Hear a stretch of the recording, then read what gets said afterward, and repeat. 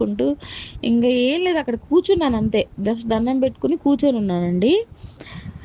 అప్పుడే నా ఎన్ని జన్మల ఫలమో నాకు తెలీదు. కానీ విచిత్రం ఏందంటే నాకు కొంచెం మెచ్యూరిటీ కూడా తక్కువుందండి. అంటే నేను చిన్న పిల్లని గదా! మ్యారేజ్ కాలేదు. అసలు నాకసలు ఊహే పేరుకే గానీ కంప్లీట్ చేశాను ఎడ్యుకేషన్.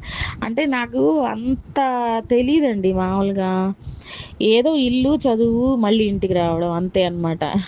ఇంక రెండో ప్రపంచమే తెలీదు. అంత నాలెడ్జ్ గూడా లేదనమాట.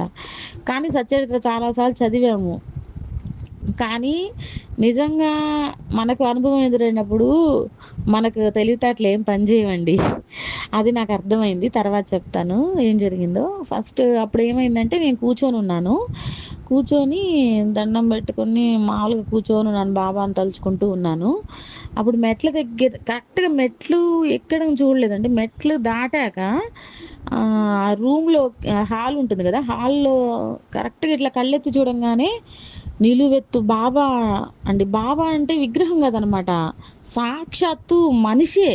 మనిషి రూపంలో సశరీరంగా నాకు బాబా దర్శనమిచ్చారండి. అది గూడా ఏంటి, నాకు నా అదృష్టము నిజంగా నేను ఎంత అదృష్టవంతురాలో నిజంగా. ఎందుకంటే బాబాతో చాలా సేపు మాట్లాడగలిగాను. కానీ నాకు నేనెప్పుడు బాబాని నా సొంత మనిషి అట్లా ఫీల్ అవుతుంటా గదా! దేవుడు సెపరేట్‌గా అట్లా అనుకోను గదా! అందువల్ల ఏమో నేను ఏందో మామూలుగానే మాట్లాడేశాననమాట బాబాతో. ఫస్ట్ కనిపిచ్చారు.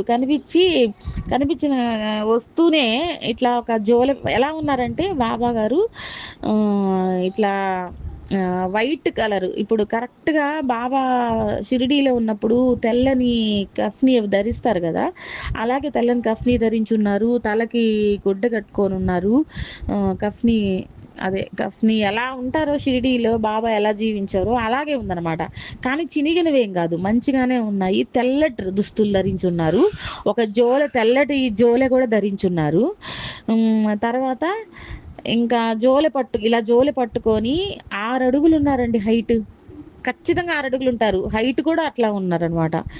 అసలు ఫేస్ అయితే ఆ గ్లో అంటే అది ముఖ వచ్చేసి చూస్తే పరబ్రహ్మ స్వరూపం అని మనకెలా వర్ణిస్తారో అలాగే ఉందండి. ఎంత వచ్చేసిందో ఫేస్‌లో ఎంతో వచ్చేసిందనమాట. అసలు బాబా నవ్వుతూ వస్తుంటే అబ్బా! ఈ జన్మ సరిపోతుంది. 1000 జన్మలైనా వెయిట్ జేయొచ్చు ఈ ఒక్క నవ్వు కోసం అనిపించిందండి. నాకు భరద్వాజ మాస్టర్ గారు వైఫ్ ఉన్నారు గదా! ఆల్వేలు మంగమ్మ గారు. అమ్మగారి దర్శనానికెళ్ళినప్పుడు గూడా ఆమె నవ్వుతూ నాకు వీపూది పెట్టినప్పుడు ఆశీర్వదించి నాకు అప్పుడు గూడా ఆమె నవ్వు చూసినప్పుడు గూడా అలాగే అనుభూతి కలిగిందండి.